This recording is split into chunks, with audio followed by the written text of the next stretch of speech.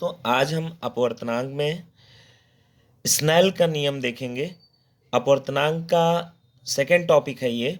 अपवर्तनांक के पहले टॉपिक में हमने क्या डिस्कस किया था, थोड़ा सा उसका व्यू ले लेते हैं।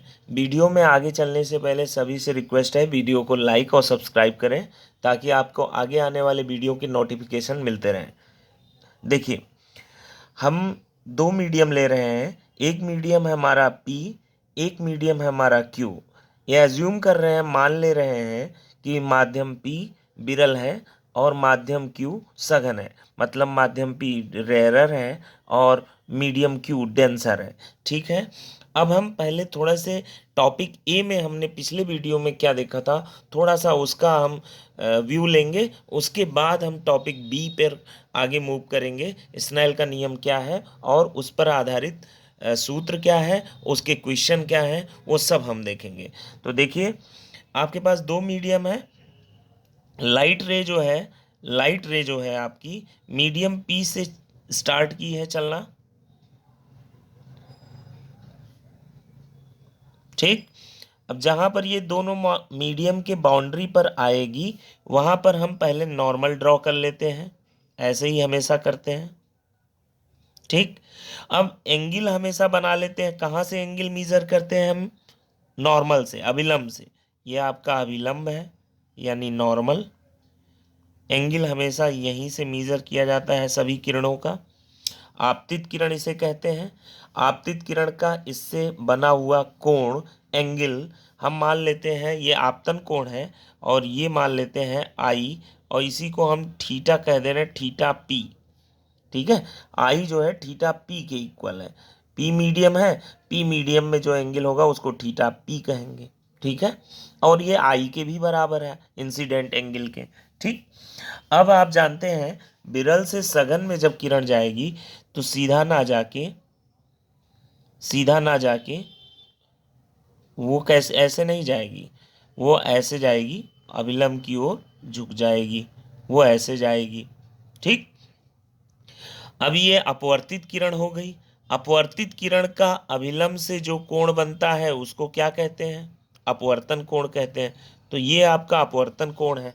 इसको किससे डिनोट करते हैं? इसको हम आर से डिनोट करते हैं, और आर यहाँ पर थीटा क्यू हम कह दे रहे हैं।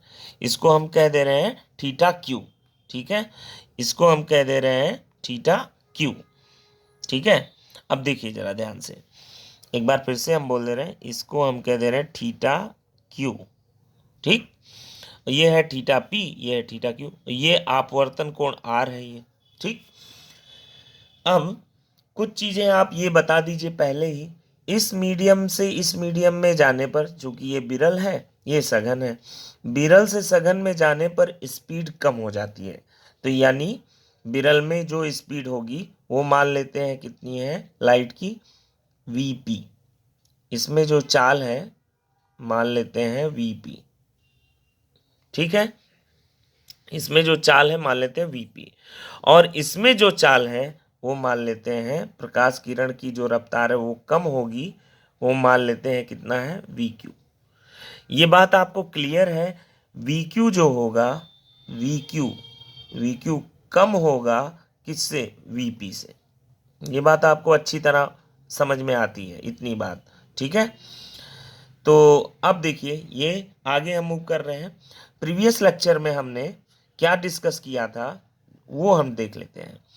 ए टॉपिक में हमने ये डिस्कस किया था कि जब एक मीडियम से दूसरे मीडियम में प्रकाश की किरण जाती है तो उसके चाल में परिवर्तन होता है, और चाल में किस तरह से परिवर्तन होता है, कितना गुना चाल कम हो जाएगा या क्या परिवर्तन होगा, वृद्धि होगा या कमी होगा, उसके अनुपात को, चाल में कितने गुना वृद्धि होगी या चाल में क्या परिवर्तन हुआ, इसको हम किससे डिस्कस करते हैं, कैसे पता लगाते हैं? अपवर्तनांक से पता लगाते हैं।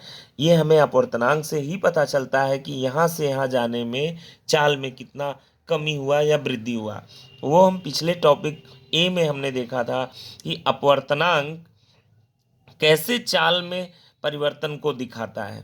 कैसे दिखाता है हमने आपको बताया था, माध्यम P के सापेक्ष माध्यम P के सापेक्ष माध्यम Q का अपवर्तनांक लिखना आपको बताया था मैंने।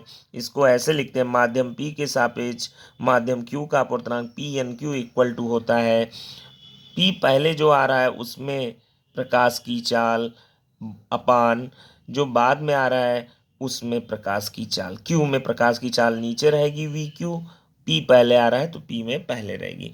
ये चीज़ हमने पढ़ा था। अच्छा, एक चीज़ और ए वाले वीडियो में हमने देखा था, वो क्या देखा था वो मैं आपको लिख देता हूँ।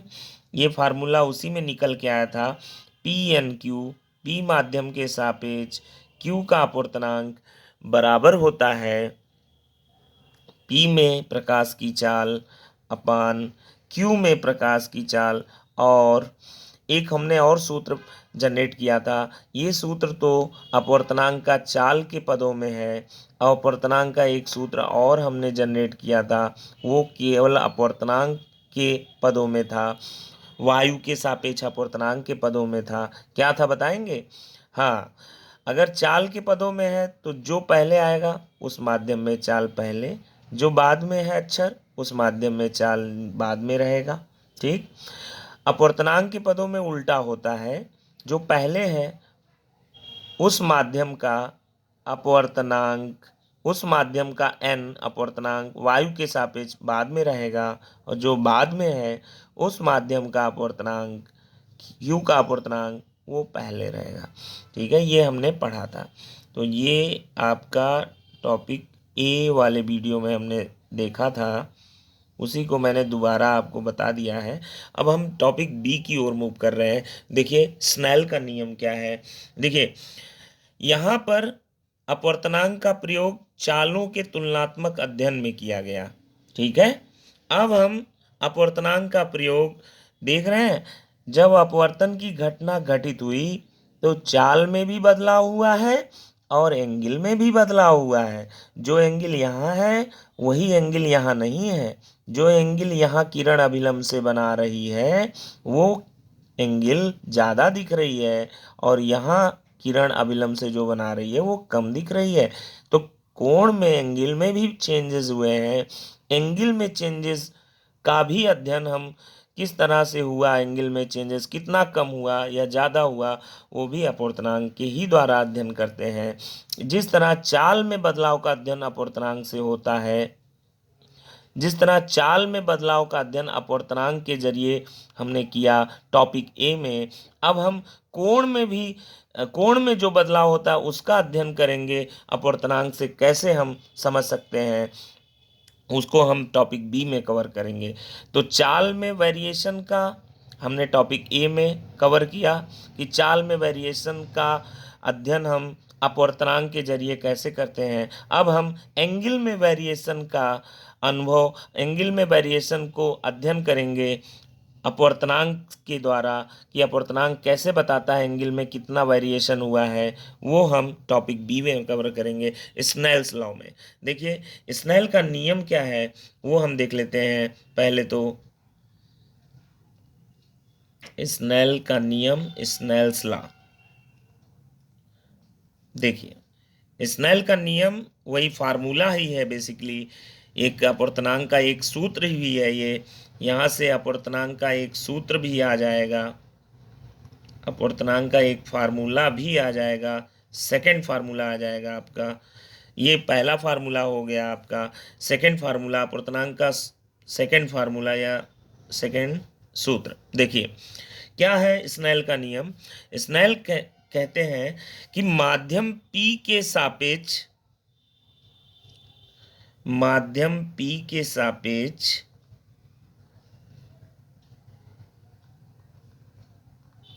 माध्यम Q का अपवर्तनांक, माध्यम P के सापेक्ष माध्यम Q का अपवर्तनांक यानी refractive index of medium Q with respect to medium P, ये इक्वल होता है। कल तो आपने पढ़ा था P के सापेक्ष Q का अपवर्तनांक चाल के पदों में VP/VQ होता है। आज स्नेल जो है एंगल के टर्म्स में बताएंगे। तो माध्यम P के सापेक्ष माध्यम Q का अपवर्तनांक इक्वल होता है इक्वल होता है। अब यहां देखिए जरा ध्यान से, ऊपर क्या रहेगा, जो पहले है जो माध्यम, वहां उस माध्यम में, उस माध्यम P में, P में, माध्यम P में प्रकाश किरण का अभिलंब से बना कोण, अभिलंब से बना कोण, ये ऊपर रहेगा कोण की ज्या, कोण की ज्या ऊपर रहेगा, और नीचे रहेगा जो बाद में है माध्यम Q में, वो नीचे रहेगा माध्यम Q में प्रकाश किरण का अभिलंब से बना कोण, अभिलंब से बना कोण। अभी ये क्या चीज है, ये नीचे है और ये चीज ऊपर है। अब दोनों में डिफरेंस क्या, देखिए जरा ध्यान दीजिएगा सब लोग। न्यूमरेटर में ऊपर क्या रहेगा, जो मीडियम आपका पहले लिखा हुआ है उस मीडियम में, माध्यम P में किरण का अभिलंब से बना कोण की ज्या ऊपर रहेगा, और नीचे जो दूसरा मीडियम है माध्यम Q में प्रकाश किरण का अभिलंब से बने कोण की, कोण की ज्या, ज्या मतलब साइन होता है, साइन, वो नीचे रहेगा। अब इसको इन शॉर्ट क्या कहेंगे, पहले ये देखिए, माध्यम P के सापेक्ष माध्यम Q के अपूर्णांक को लिखते हैं PNQ। ये तो आप कल ही देख लिए थे, इनको शॉर्ट में लिखना, इक्वल टू, इक्वल टू माध्यम P में प्रकाश किरण का विलंब से बना कोण की ज्या। माध्यम P में, ये माध्यम P में किरण का, माध्यम P में किरण का अभिलंब से, अभिलंब से बना कोण कितना है, थीटा P, उस कोण की ज्या, तो थीटा P का ज्या क्या होगा, साइन, ज्या मतलब साइन, इसी कोण का साइन, साइन थीटा P अपान नीचे क्या होगा, माध्यम Q में, माध्यम Q में किरण का अभिलंब से बने कोण जो कि थीटा Q है, उस कोण की ज्या, थीटा Q की ज्या, यानी sine theta Q, sine theta Q। ठीक है, ये फार्मूला आपका स्नेल का नियम है। स्नेल का नियम कोणों में क्या बदलाव हो रहा है अपवर्तनांक से संबंध करता है, उसका संबंध बनाता है। तो अपवर्तनांक कैसे बताता है, कोणों में क्या रिलेशन है, कैसे बदलाव हो रहा है, आपने स्नेल के नियम के थ्रू सीख लिया है। तो क्या है स्नेल का नियम, माध्यम P के सापेक्ष माध्यम Q का अपवर्तनांक माध्यम P में किरण का अभिलंब से बने कोण की ज्या और माध्यम Q में किरण की अभिलंब से बने कोण की ज्या के अनुपात के बराबर होता है। माध्यम P के सापेक्ष माध्यम Q का अपवर्तनांक माध्यम P में किरण के अभिलंब से बने कोण की ज्या और माध्यम Q में किरण की अभिलंब से बने कोण की ज्या के अनुपात के बराबर होता है। अर्थात इसको आप शॉर्टकट में PNQ कहते हैं। P के सापेक्ष Q का अपवर्तनांक ऐसे लिखते हैं, इसको कहेंगे साइन थीटा P, ये है साइन थीटा Q। और अब ये वाले टॉपिक से आपका, टॉपिक A से आपने जो फार्मूला निकाला था ये, टॉपिक B से जो फार्मूला आपका निकल के आया है ये, दोनों को हम मिला देते हैं ताकि हमारे कुछ न्यूमेरिकल अच्छे अच्छे सॉल्व हो जाए। तो यही है स्नेल का नियम। अब ये ए टॉपिक का बी टॉपिक से मिक्स कर रहे हैं तो हमारा फार्मूला हो जाएगा माध्यम P के सापेक्ष माध्यम Q का अपवर्तनांक बराबर होगा, माध्यम P पहले है तो उसमें चाल ऊपर, आपने पहले देखा था कल के वीडियो में, प्रीवियस वीडियो में, और जो बाद में है उस मीडियम में चाल नीचे। ये तो पहला फार्मूला। अब ये चाल के पदों में हो गया। अब अपवर्तनांक के रिलेशन में आपको ये भी हमने बताया है कि इसको वायु के सापेक्ष आप दोनों माध्यमों का अपवर्तनांक के पदों में भी लिख सकते हैं, ये वाला। जो पहले है वो बाद में रहेगा, उसका अपूर्णांक जो बाद में है उसका अपूर्णांक पहले रहेगा। ठीक है, यहाँ ए लगा देते हैं। वायु के सापेक्ष क्यू का अपूर्णांक ये हो गया, ये हो गया वायु के सापेक्ष पी का अपूर्णांक। अच्छा, ये तो हमने ए टॉपिक में कवर किया था। आज देख रहे हैं पी एन क्यू किसके भी बराबर है। पी एन क्यू बराबर है साइन थीटा पी अपान साइन थीटा क्यू। तो ये आपका पूरा आपका अपवर्तनांक से रिलेटेड सारे फार्मूले कंप्लीट हैं। अब हम न्यूमेरिकल करेंगे। देखिए न्यूमेरिकल किस तरह से है, दो छोटे छोटे न्यूमेरिकल हम करेंगे। क्वेश्चन आपका ये है, देखिए बहुत अच्छा क्वेश्चन है।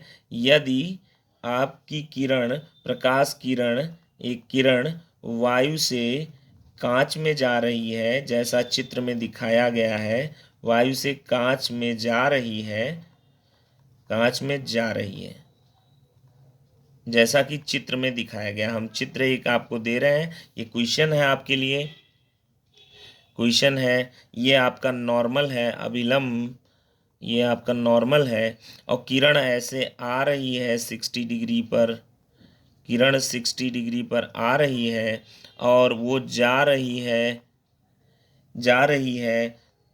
35 डिग्री पर। ठीक है, 35.26 डिग्री पर, 35.26 डिग्री पर। ठीक है, अब आपसे ये कहा गया है कि यदि ऊपर जो है ये वायु है और नीचे है कांच, कांच में अभिलंब से 35.26 यानी 35.26 डिग्री पर जा रही है, और यहाँ पर अभिलंब से कितने कोण पर आ रही है, 60 अंश पर आ रही है। आपसे कहा गया है कि इस डायग्राम के द्वारा वायु के सापेक्ष विद रिस्पेक्ट टू एयर, वायु के सापेक्ष कांच का अपवर्तनांक बताइए with respect to air, refractive index of glass बताइए, क्वेश्चन मार्क। तो देखिए ये क्वेश्चन बहुत सिंपल है। और एक चीज़ क्वेश्चन में दिया है, मैं आपको बता देता हूँ। गिवन है यहाँ पर एक चीज़ ये भी दिया हुआ है डाटा, साइन 35.26 डिग्री का मान होता है, वैल्यू 1/√3 होता है।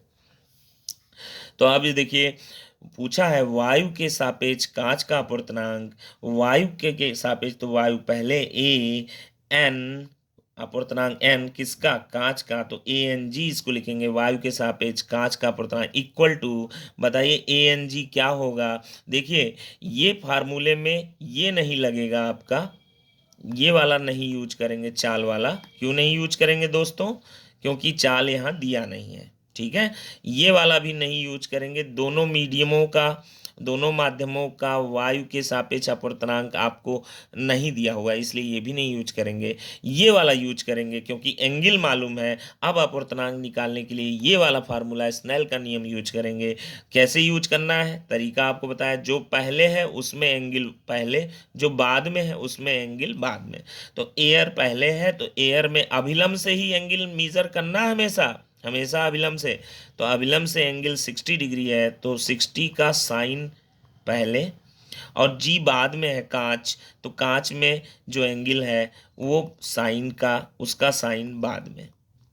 ठीक है, अब ये आपका हो गया, यही आंसर है आपका। इसको सॉल्व कर लीजिए। साइन 60 का मान होता है √3/2, और आपका साइन 35.26 दिया ही है, उसको यहाँ पुट 1/√3 हो गया। सॉल्व कर लीजिए, √3 ऊपर मल्टीप्लाई हो जाएगा √3 में, तो 2 बार √3 और नीचे /2 हो जाएगा। ये आ जाएगा 3/2, √3 √9, √9 3 होता है, 3/2 1.5, यानी वायु के सापेक्ष कांच का अपूर्णांक 1.5, ये आंसर आ गया। अब आपका एक नेक्स्ट क्वेश्चन हम यहीं पर ले लेते हैं। क्वेश्चन आपका दिया हुआ है, देखिए, या नीचे ले लेते हैं थोड़ा हम। देखिए क्वेश्चन, अगला क्वेश्चन वेरी इंपॉर्टेंट क्वेश्चन है। इसमें आपको एक डायग्राम दिया हुआ है। डायग्राम ऐसे दिया हुआ है, ऊपर वायु है, वायु के नीचे एक द्रव है, और द्रव के नीचे फिर आपका कांच है, ग्लास, और फिर से आपका यहाँ पे वायु है, तो आपसे कहा है क्वेश्चन में, देखिए किस तरह से क्वेश्चन में बोला गया है वो ज़रा देखिएगा ध्यान से। क्वेश्चन हम ले लेते हैं। क्वेश्चन में बोला है कि वायु से किरण डायग्राम में ऐसे दिया हुआ है, 30 डिग्री पर आ रही है, सॉरी ये ऐसे आ रही है, ये एंगल 30 दिया हुआ है, बड़े ध्यान से देखिएगा। 30, ये 30 है, और आपका जो है ये जो है यहाँ पे नॉर्मल हम ड्रॉ कर दे रहे हैं, वास्तव में क्वेश्चन में दिया नहीं है नॉर्मल बना के। और किरण आपका ऐसे आ रही है, ऐसे गई है, और आपका ये एंगल 45 दिया हुआ है। ठीक, अब यहाँ पर फिर से नॉर्मल ड्रॉ कर देते हैं। नॉर्मल ड्रॉ कर देने के बाद अब जो है ये जो है आपका कुछ इस तरह से गया हुआ है, और ये एंगल आपका 60 डिग्री दिया हुआ है। ठीक, और फिर यहाँ पे नॉर्मल हमने ड्रॉ कर दिया, और ये जो है ऐसे गया हुआ है, और ये एंगल 30 डिग्री है। तो आपसे पूछा क्या है, पहले पूछा है ए एन एल निकाल के दिखाइए। ए एन एल का मतलब, ए एन एल निकालिए question mark. A N L का मतलब वायु के सापेक्ष द्रव, लिक्विड मतलब द्रव का अपूर्णांक, वायु के सापेक्ष द्रव का अपूर्णांक, सिंपल है ए एन एल। अब यहाँ एंगल से हम अपूर्णांक निकालेंगे दोस्तों, चाल वाला फार्मूला भूल जाओ, अब ये वाला फार्मूला लगेगा आपका, ये इक्वल टू ये वाला, ये इक्वल टू ये वाला। तो लगाइए A N L equal to, हमने आपको बताया था जो पहले है उस मीडियम में वायु और द्रव की बात कर रहा है पहले, तो वायु में एंगल पहले ऊपर रहेगी उसकी साइन, और एल वाले का साइन नीचे रहेगा, एल वाला बाद में रहेगा। तो वायु में एंगल बताइए, ये एंगल नहीं लेना है, किरण का हमेशा नॉर्मल से एंगल मेजर करना है। बताओ ये एंगल कितना होगा, चूंकि ये पूरा 90 है, उसमें 30 है, तो बताओ ये कितना होगा, 60। यहाँ कई लोग 30 लिख के चले आएंगे, गलत हो जाएगा। लिक्विड में एंगल बताइए, लिक्विड में किरण ऐसे है, उसका नॉर्मल से एंगल ये है, ये बताइए कितना होगा, पूरा 90 है, तो ये बचेगा 45। अब इसी को सॉल्व कर लीजिए, आ गया आंसर। साइन 60 के मान √3/2, साइन 45 का मान 1/√2, √2 और √3 मल्टीप्लाई हो जाएगा √6, और नीचे आ जाएगा 2। ये सॉल्व करने पर आपका आ जाएगा 1.225। ठीक है, अब आपसे नेक्स्ट पूछा है, आप एल एन जी निकाल के बताइए। एल एन जी मतलब लिक्विड के सापेक्ष कांच का अपूर्णांक बताना है। तो लिक्विड में एंगल पहले ऊपर रहेगा उसका साइन, और फिर ग्लास में एंगल का साइन नीचे रहेगा। बताइए लिक्विड में एंगल, आपकी लिक्विड में एंगल, ये लिक्विड में जो किरण है उसका अभिलंब से कोण, लिक्विड में एंगल, लिक्विड और ग्लास को ध्यान दीजिए, कई लोग लिक्विड में एंगल ये वाला ले लेंगे जो कि 45 अभी आप बताए थे, ये नहीं लेना है।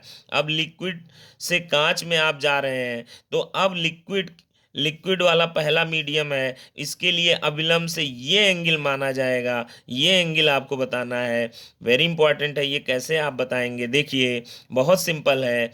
चूंकि चूंकि ये दोनों लाइनें पैरेलल हैं, तो ये और ये अल्टरनेट एकांतर कोण है। चूंकि ये 45 है, अगर ये 30 होगा तो ये भी 30, ये 45 है तो ये भी 45 होगा। संयोग की बात है, ये भी 45 है तो ये 45 हो गया।